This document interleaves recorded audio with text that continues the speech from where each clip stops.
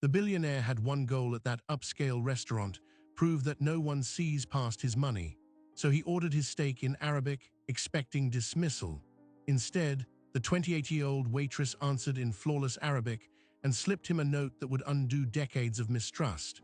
Before we continue, don't forget to subscribe, like, and comment where in the world you're watching from.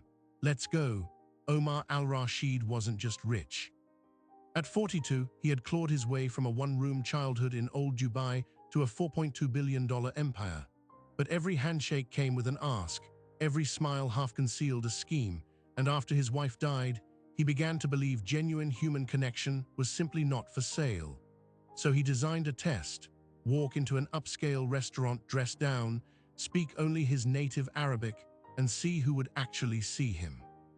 The woman who shattered that experiment in a single sentence had spent 7 years being invisible herself. The restaurant sat on the 3rd floor of a glass tower in downtown Dubai, the kind of place where a simple steak cost more than most people earned in a week. Polished marble reflected the glow of hand-blown chandeliers.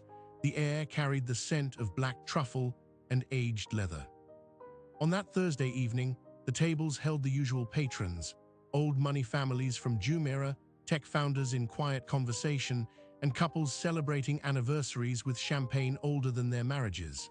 Against this backdrop, a man in a plain grey sweater and scuffed leather shoes walked in alone. No one looked twice, because Omar al-Rashid had made sure they wouldn't. He had chosen this restaurant deliberately. His personal assistant had booked it under a false name. His driver dropped him 3 blocks away so no Rolls-Royce would betray him. His reflection in the glass door showed not a mogul, but a tired middle-aged man with graying stubble and hollow eyes. He carried no flashy watch, no gold accessories. In his pocket was only a single laminated card with Arabic text written in his own hand.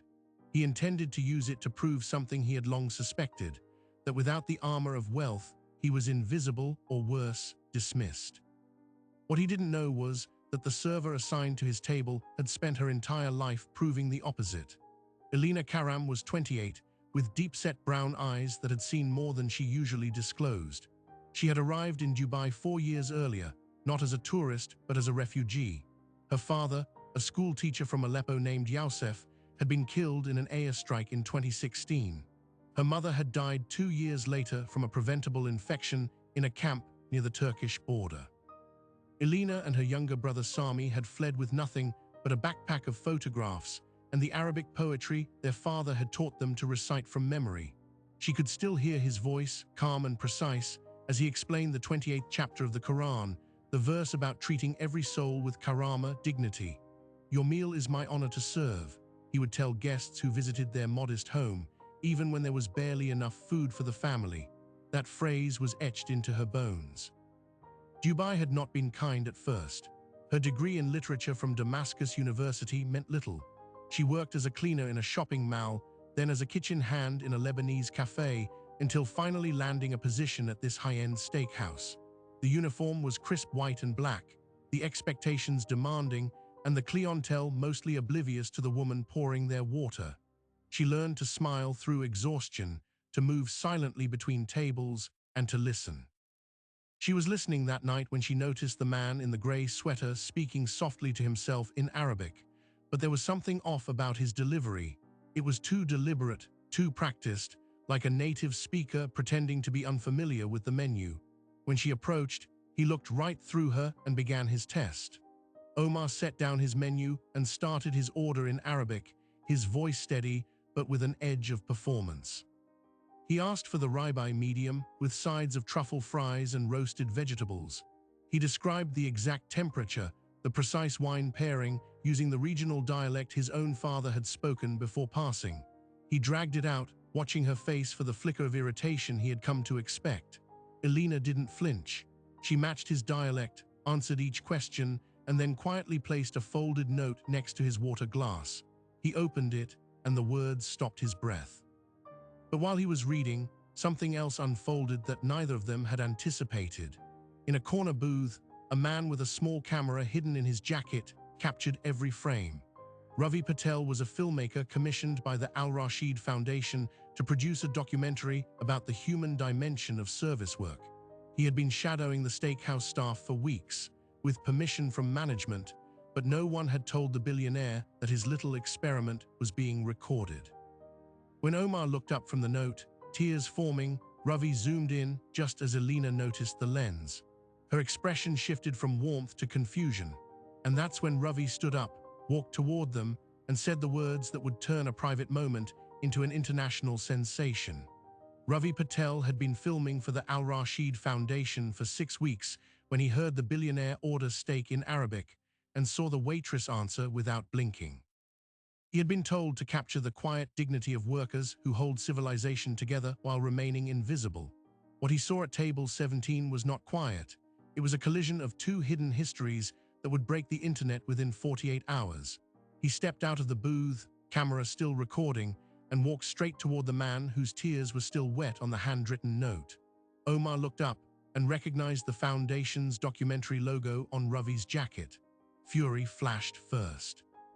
"You were filming me without my knowledge?" Ravi didn't retreat. He simply turned the small monitor so Alina could see it too. On the screen, the play button was frozen on her face at the exact moment she had placed the note on the table. "Sir, your foundation paid me to find moments like this. I believe I just found the one that will define the entire project." He handed Omar a business card. "The raw footage is yours to approve or delete. But before you make that decision, you should ask this woman why she wrote what she wrote." Alina's hands were trembling, but her voice held steady. She looked at the folded paper still clutched in Omar's fingers.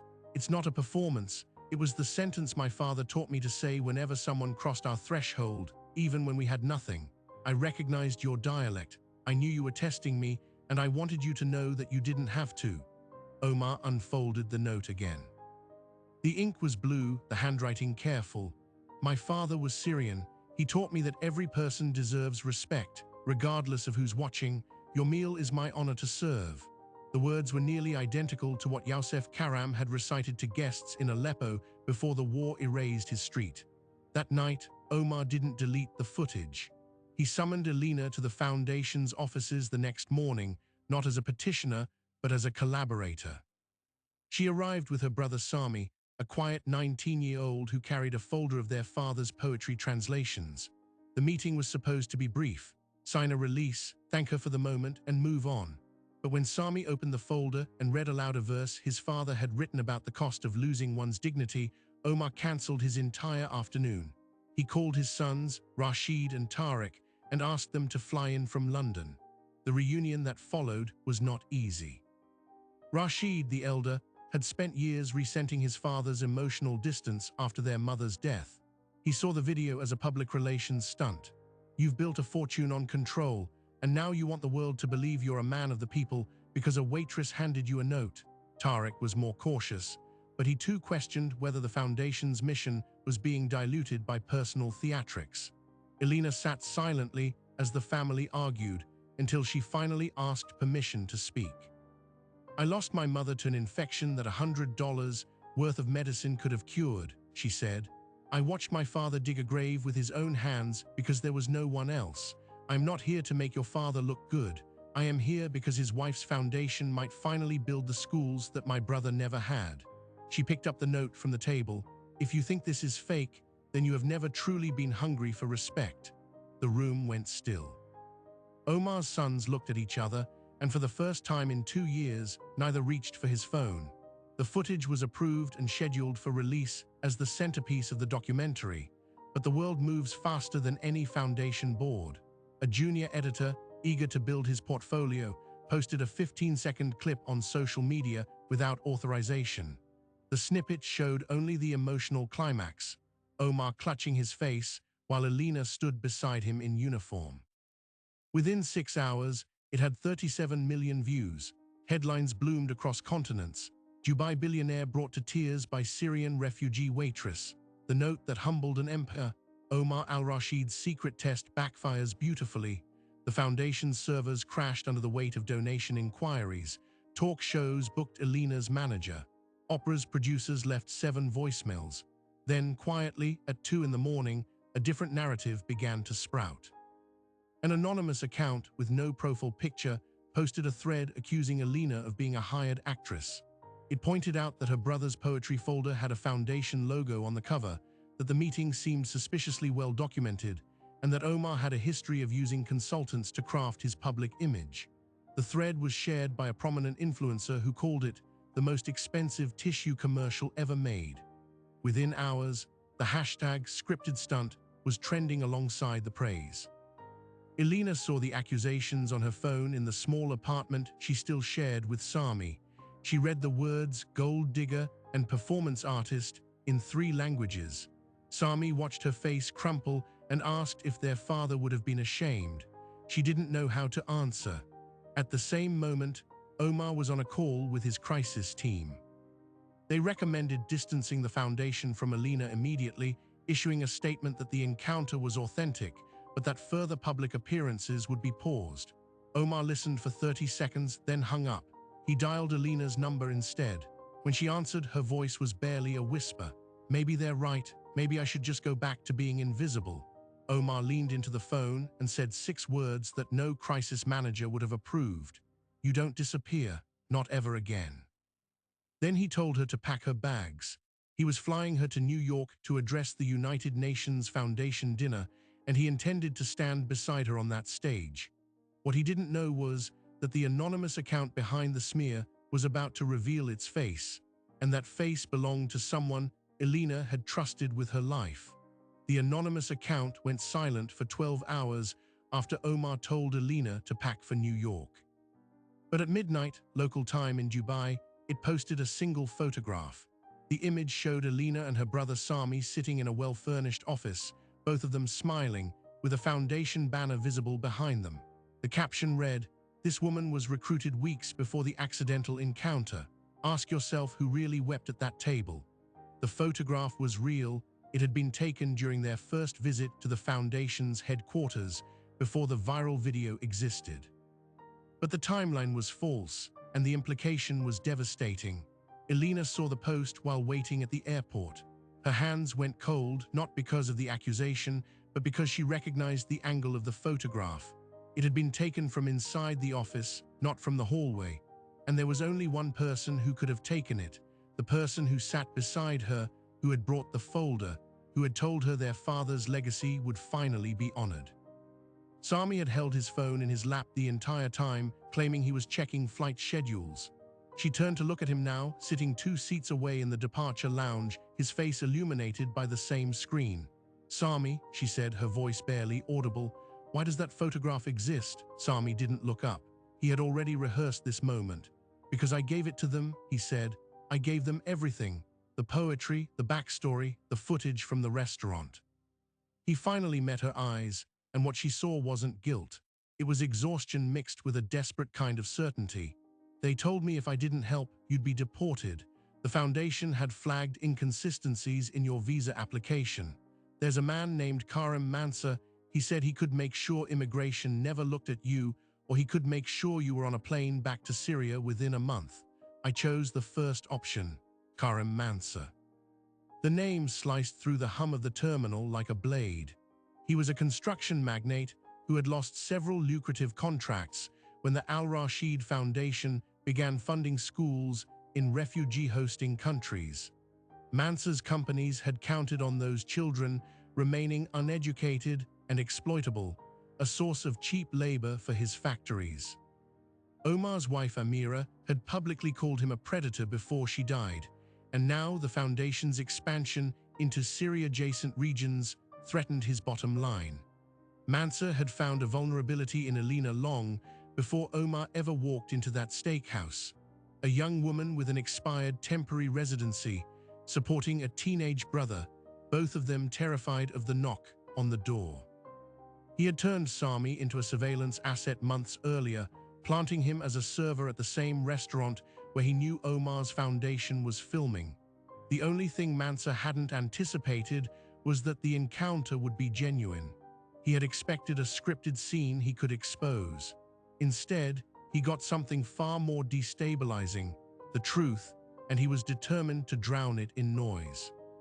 Omar landed in New York at dawn and walked straight into a crisis meeting at the Foundation's temporary headquarters near the United Nations. His entire communications team sat grim-faced around a conference table. The leaked photograph had spread to 11 news outlets in 5 languages. Donations were stalling. 2 celebrity ambassadors had quietly asked to be removed from the event program.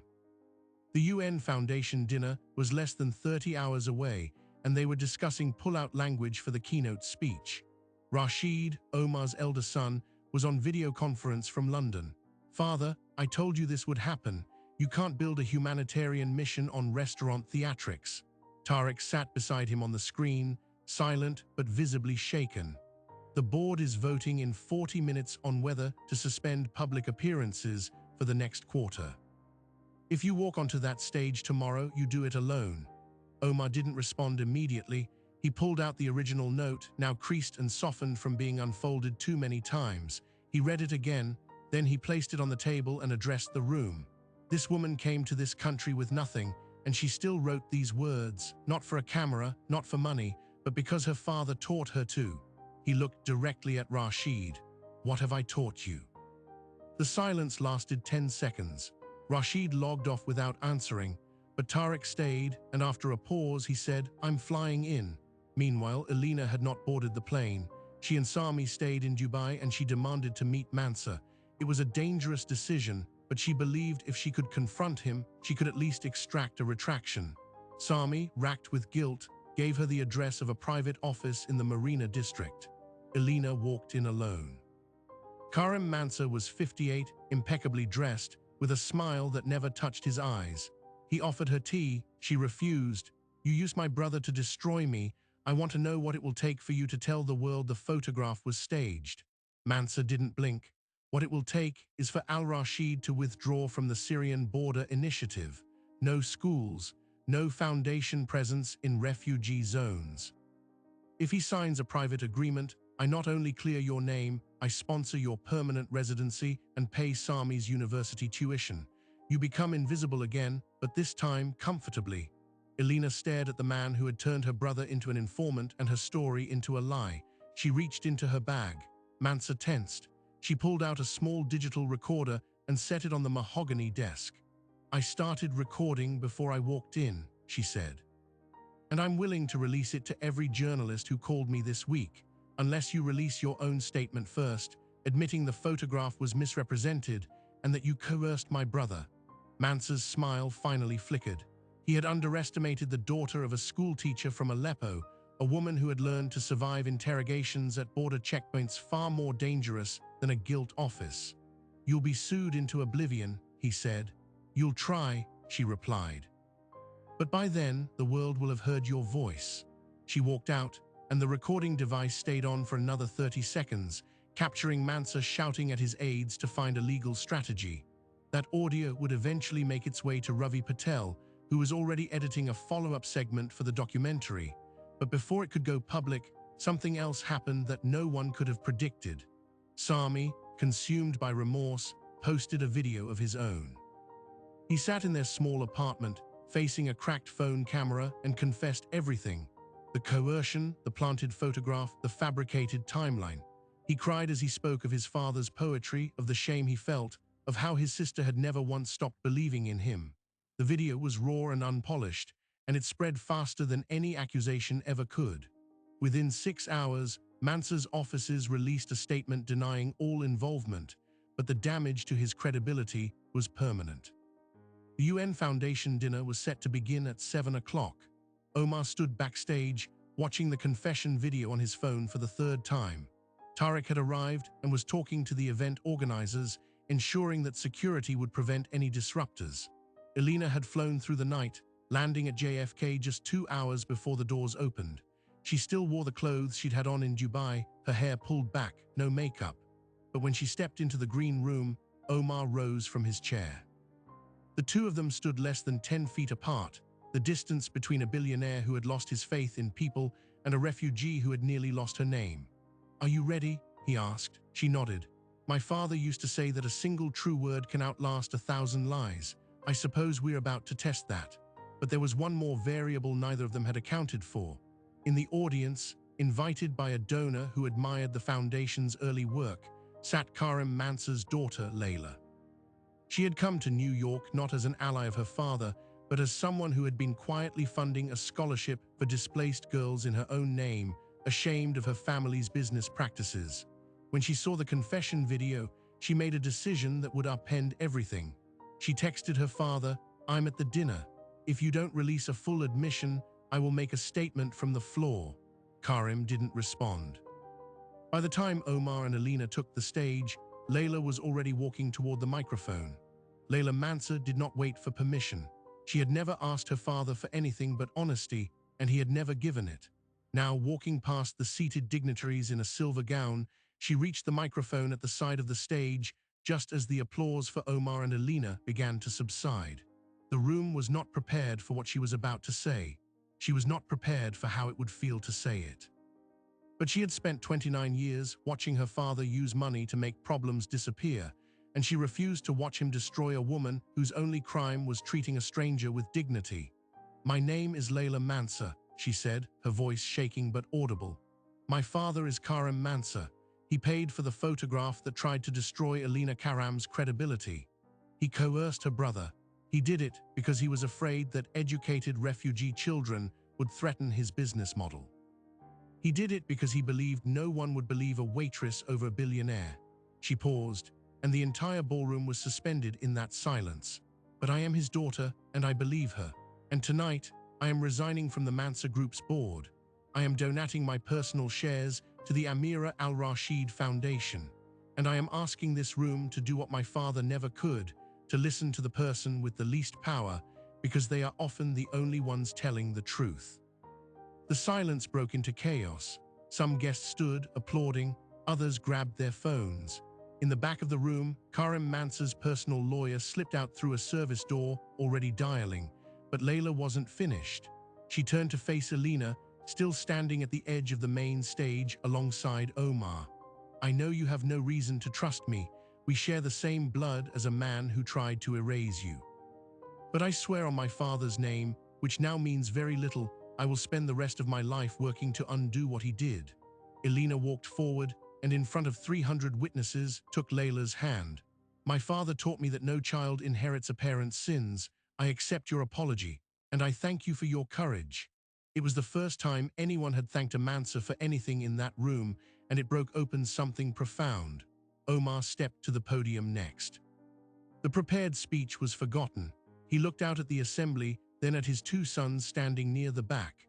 Rashid had arrived unannounced, having made the decision somewhere over the Atlantic.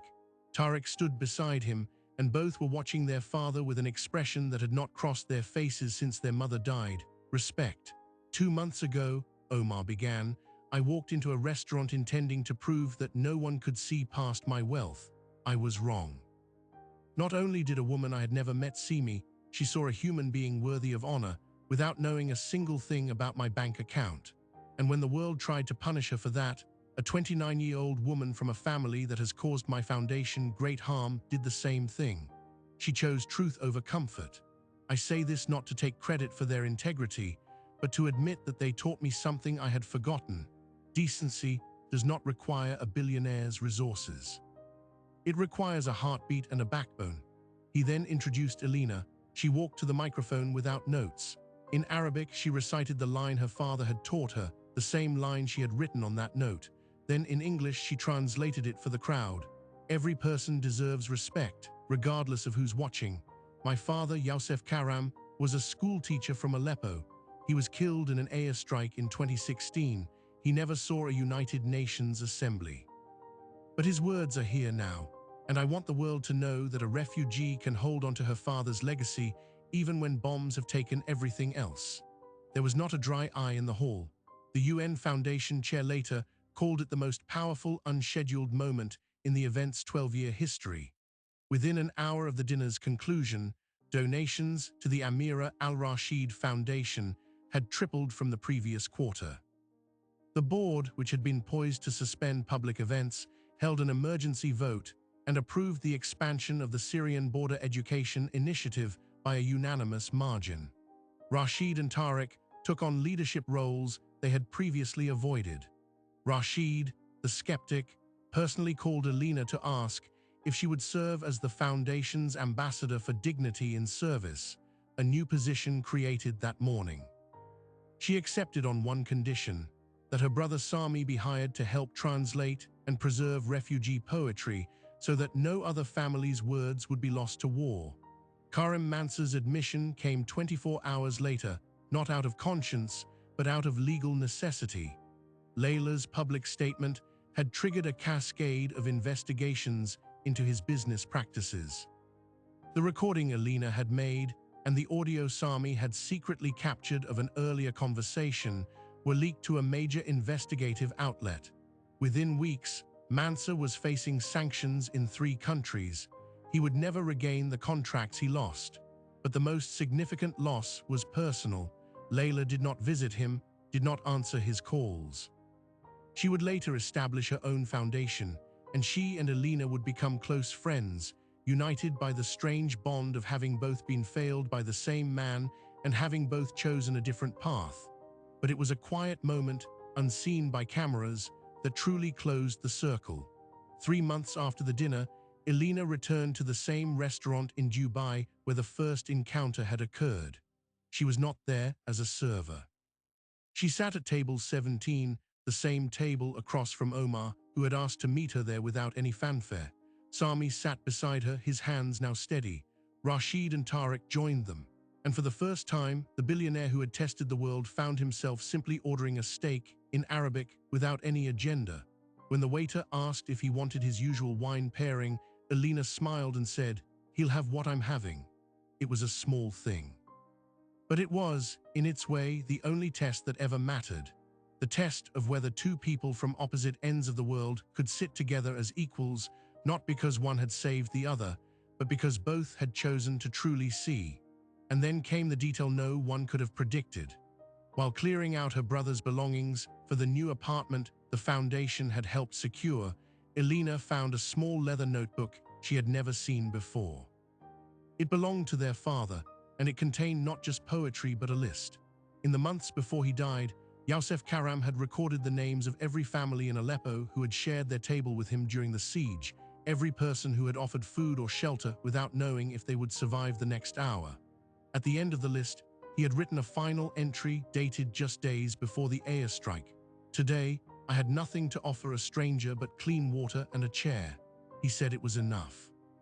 "I write this so my children understand that dignity is not a luxury, it is a birthright."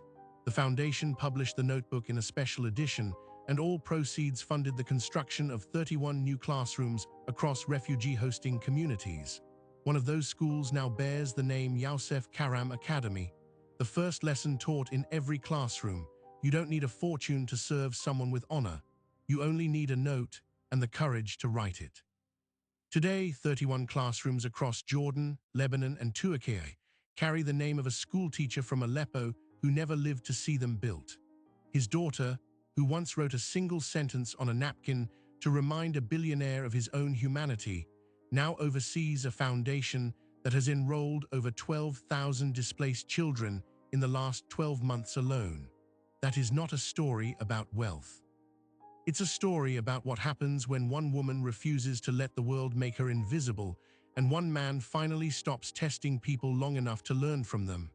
This all began with a steak ordered in Arabic, a language the server wasn't supposed to understand.